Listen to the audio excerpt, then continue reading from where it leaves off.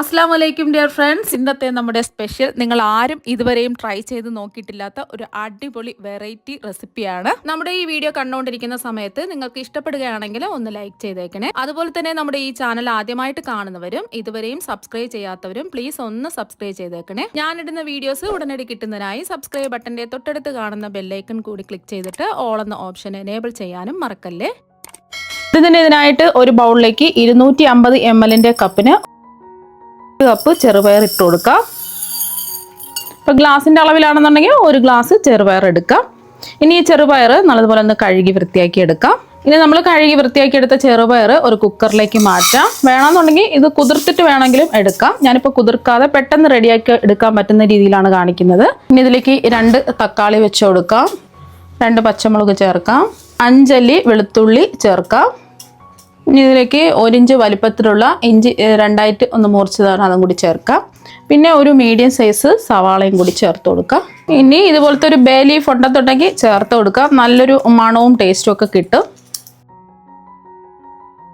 ഇനി ഇതിലേക്ക് ഒരു 1/2 ടീസ്പൂൺ മഞ്ഞൾപ്പൊടി ചേർക്കാം.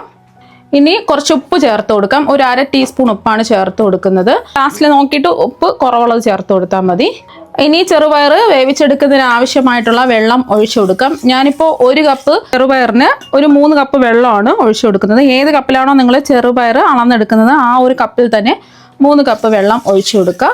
നമ്മൾ കുതിർത്തെടുത്ത ചെറുപയർ ആണെന്നുണ്ടെങ്കിൽ 2 കപ്പ് വെള്ളത്തിൻ്റെ ആവശ്യമേ വരുള്ളൂ. കുതിർക്കാതെ എടുത്ത ചെറുപയർ ആയതുകൊണ്ട് 3 കപ്പ് വെള്ളം ഒഴിച്ചു കൊടുത്തു. ഇതിലേക്ക് നമ്മൾ ചേർത്ത് കൊടുക്കുന്നത് 1 ടീസ്പൂൺ നെയ്യാണ്. നെയ്യോ എണ്ണയോ ചേർത്ത് കൊടുക്കാവുന്നതാണ്. അപ്പോൾ ഒന്ന് മിക്സ് ചെയ്തെടുക്കുക. 1 ടീസ്പൂൺ നെയ്യിന് പകരമായിട്ട് 1 ടീസ്പൂൺ വെളിച്ചെണ്ണ ചേർത്ത് കൊടുത്താലും മതി.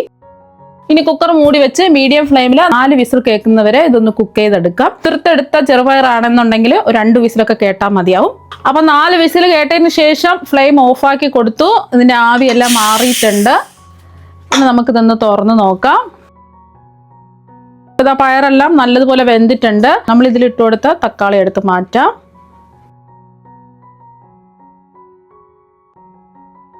തക്കാളി, സവാള, വെളുത്തുള്ളി എല്ലാം എടുത്ത് മാറ്റാം.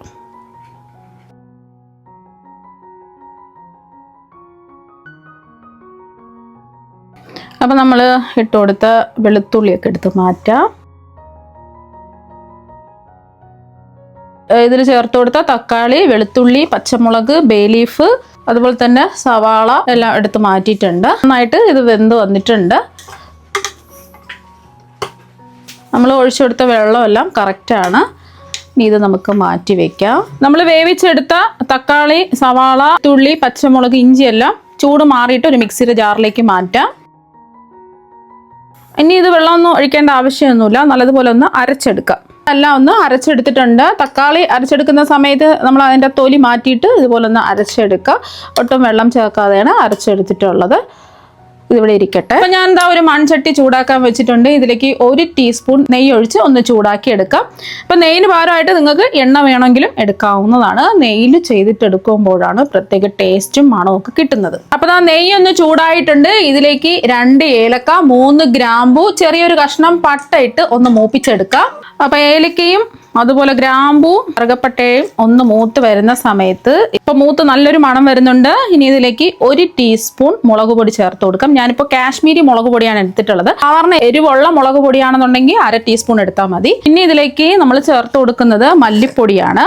മല്ലിപ്പൊടിയും നമുക്ക് 1 ടീസ്പൂൺ ചേർത്ത് കൊടുക്കാം. മഞ്ഞൾപ്പൊടി നമ്മൾ നേരത്തെ ചേർത്തിട്ടുണ്ട്. അപ്പം ചെറുപയർ വേവിക്കുന്ന സമയത്ത് ചേർത്തിട്ടില്ല എന്നുണ്ടെങ്കിൽ ഈ ഒരു സമയം 1/2 ടീസ്പൂൺ മഞ്ഞൾപ്പൊടി ചേർത്ത് കൊടുക്കുക. ഇതിൻ്റെ പച്ചമണം മാറി കിട്ടുന്നവരെ ഒരു 10 സെക്കൻഡ് ഒന്ന് ഇളക്കി കൊടുക്കാം. ഇപ്പോൾ ഒരു 10 സെക്കൻഡ് ഇളക്കി കൊടുത്ത് പൊടികളുടെ പച്ചമണം ഒന്ന് മാറിയതിന് ശേഷം ഇതിലേക്ക് നമ്മൾ അരച്ച് വെച്ച പേസ്റ്റ് അങ്ങ് ചേർത്ത് കൊടുക്കാം. ഇനി ഒന്ന് ഇളക്കി കൊടുക്കാം. നമ്മൾ അരച്ച പേസ്റ്റ് ചേർത്ത് കൊടുത്ത് ഒന്ന് തിളച്ച് വരുന്നുണ്ട്. ഈ ഒരു സമയം നമുക്ക് ഇതിലേക്ക് വേവിച്ച് വെച്ചിരിക്കുന്ന ചെറുപയർ മുഴുവനും ഇതിലേക്ക് അങ്ങ് ചേർത്ത് കൊടുക്കാം. അപ്പോൾ വേവിച്ചെടുത്ത ചെറുപയറും കൂടെ ചേർത്ത് കൊടുത്ത് ഒന്ന് ഇളക്കി കൊടുക്കുക. ഇനി ഇതിലേക്ക് ആവശ്യത്തിനുള്ള വെള്ളം ഒഴിച്ചു കൊടുക്കുക. എത്രയാണോ നിങ്ങൾക്ക് കട്ടി വേണ്ടത് അതിനനുസരിച്ചിട്ട് ചേർത്ത് കൊടുക്കുക. അല്ല നന്നായിട്ടൊന്ന് ഇളക്കി കൊടുക്കാം. വേണമെന്നുണ്ടെങ്കിൽ ഇത് ഉടച്ചു കൊടുക്കാം. അതല്ല ചെറുപയർ മുഴുവനെ വേണമെന്നുണ്ടെങ്കിൽ ഉടച്ചെടുക്കേണ്ട ആവശ്യമില്ല. അപ്പോൾ ഒന്ന് ഇളക്കി കൊടുത്തതിന് ശേഷം ഇതിന് ആവശ്യത്തിനുള്ള വെള്ളം ഒഴിച്ചു കൊടുക്കുക. ഇനി എത്രയാണോ നിങ്ങൾക്ക് വെള്ളം വേണ്ടത് അതിനനുസരിച്ചിട്ട് വെള്ളം ഒഴിച്ചു കൊടുക്കുക. നല്ല ചൂടുള്ള വെള്ളം ഒഴിച്ചു കൊടുക്കുക. കുറുകിയാണ് വേണ്ടതുണ്ടെങ്കിൽ അതിനനുസരിച്ച് വെള്ളം ചേർത്ത് കൊടുക്കുക. ഞാനിപ്പോൾ ഒരു 2 കപ്പ് വെള്ളം ഒഴിച്ചു കൊടുത്തു. നല്ല ചൂടുള്ള വെള്ളം ഒഴിച്ചു കൊടുക്കുക. ഒന്ന് ഇളക്കി യോജിപ്പിക്കുക. മീഡിയത്തിൽ തന്നെ ഫ്ലെയിം വയ്ക്കുക. ഈ ഒരു കട്ടിക്കാണ് ഞാൻ എടുക്കുന്നത്. കുറച്ചും ലൂസായിട്ട് നിങ്ങൾക്ക് ഗ്രേവി വേണമെന്നുണ്ടെങ്കിൽ കുറച്ചും കൂടെ വെള്ളം ഒഴിച്ചു കൊടുക്കാം. അപ്പോൾ ഉപ്പ് നോക്കിയപ്പോൾ കുറവായത് കൊണ്ട് ഒരു 1/2 ടീസ്പൂൺ ഉപ്പും കൂടി ചേർത്ത് കൊടുക്കാം. ഈ ഒരു സമയം ടേസ്റ്റ് കൂടുതൽ വേണമെന്നുണ്ടെങ്കിൽ 1/2 ടീസ്പൂൺ പഞ്ചസാരയോ ശർക്കര പൊടിച്ചതോ ചേർത്ത് കൊടുക്കാം. ഞാനിപ്പോൾ പഞ്ചസാരയോ ശർക്കരയൊന്നും ചേർക്കുന്നില്ല. കുറച്ചും കൂടി ടേസ്റ്റ് കൂടുതലായിരിക്കും. ഇനി ഇത് നല്ലതുപോലെ ഒന്ന് തിളച്ച് വരട്ടെ. ഇതിന് നമ്മൾ ഒട്ടും തേങ്ങയൊന്നും ചേർക്കുന്നില്ല. തേങ്ങയോ എണ്ണയോ ഒന്നും ചേർക്കാതെയാണ് ഇത് റെഡിയാക്കി എടുക്കുന്നത്. നല്ലതുപോലെ തിളച്ച് വന്നിട്ടുണ്ട്. ഒരു 1-2 മിനിറ്റ് തിളപ്പിച്ചെടുക്കുക. നല്ലതുപോലെ തിളച്ചതിന് ശേഷം നമുക്ക് മാറ്റി വെക്കാം. കുറച്ച് പണികളും കൂടെ ബാക്കിയുണ്ട്. ഇനി ചൂടായി കിടക്കുന്ന ഒരു പാനിലേക്ക് 1 ടേബിൾ സ്പൂൺ നെയ്യ് ഒഴിച്ച് ഒന്ന് ചൂടാക്കി എടുക്കാം. ഇതിന് പകരമായിട്ട് നിങ്ങൾക്ക് എണ്ണ വേണമെങ്കിലും എടുക്കാവുന്നതാണ്. നെയ്യ് ചേർക്കുമ്പോഴാണ് നല്ല ടേസ്റ്റും മണമൊക്കെ കിട്ടുന്നത്. നെയ്യൊന്ന് ചൂടായതിന് ശേഷം ഒരു 1/2 ടീസ്പൂൺ കടുകിട്ടൊന്ന് പൊട്ടിക്കാം. കടുക് ഒന്ന് പൊട്ടി വരുന്ന സമയത്ത് 2 വറ്റൽമുളക് 2ആയിട്ട് മുറിച്ച് ചേർക്കാം. 2-3 ചേർത്ത് കൊടുക്കാം. ഇതിലേക്ക് 1 തണ്ട് കറിവേപ്പില ചേർക്കാം. കടുകെല്ലാം ഒന്ന് പൊട്ടി വന്നിട്ടുണ്ട്. ഇനി ഇതിലേക്ക് 1/2 ടീസ്പൂൺ ചെറിയ ജീരകം ഒന്ന് പൊടിച്ചെടുത്തത്, ചെറുതായിട്ടൊന്ന് പൊടിച്ചെടുത്തതാണ് ചേർത്ത് കൊടുക്കുന്നത്. അപ്പോൾ എല്ലാം ഒന്ന് മൂത്ത് വന്നിട്ടുണ്ട്. ഇതിലേക്ക് ഒരു 5-6 വെളുത്തുള്ളി അല്ലികൾ നീളത്തിൽ അരിഞ്ഞെടുത്തതും ഒരു 5-6 ചെറിയ ഉള്ളി നീളത്തിൽ അരിഞ്ഞെടുത്തതും കൂടെ ചേർത്ത് കൊടുത്ത് ഒന്ന് മൂപ്പിച്ചെടുക്കാം. അപ്പോൾ ഈ ചെറിയ ഉള്ളിയും വെളുത്തുള്ളിയും മൂപ്പിച്ച് ചേർത്ത് കൊടുക്കുമ്പോൾ പ്രത്യേക ഒരു മണവും ടേസ്റ്റും ഒക്കെ ആയിരിക്കും. നമ്മൾ വെളുത്തുള്ളി ആദ്യമേ ചേർത്തിട്ടുണ്ട് വേവിച്ച സമയത്ത്. കുറച്ചും കൂടെ ചേർത്ത് കൊടുക്കുമ്പോൾ ഒരു പ്രത്യേക ടേസ്റ്റ് ആയിരിക്കും. ഉള്ളിയൊക്കെ നല്ലതുപോലെ മൂത്തൊരു ഗോൾഡൻ നിറായിട്ടുണ്ട്. നല്ലൊരു മണം വരുന്നുണ്ട്. ഫ്ലെയിം ഓഫാക്കാം. നമ്മൾ മൂപ്പിച്ചെടുത്തതെല്ലാം കൂടിയിട്ട് ചെറുപയർ കറിയിലേക്ക് ചേർത്ത് കൊടുക്കാം. ഇനി എല്ലാം ഒന്ന് ഇളക്കി യോജിപ്പിക്കാം.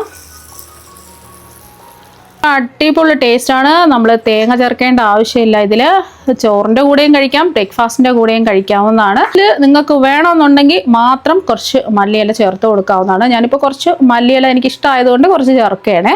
കുറച്ച് മല്ലിയില ചേർക്കാം.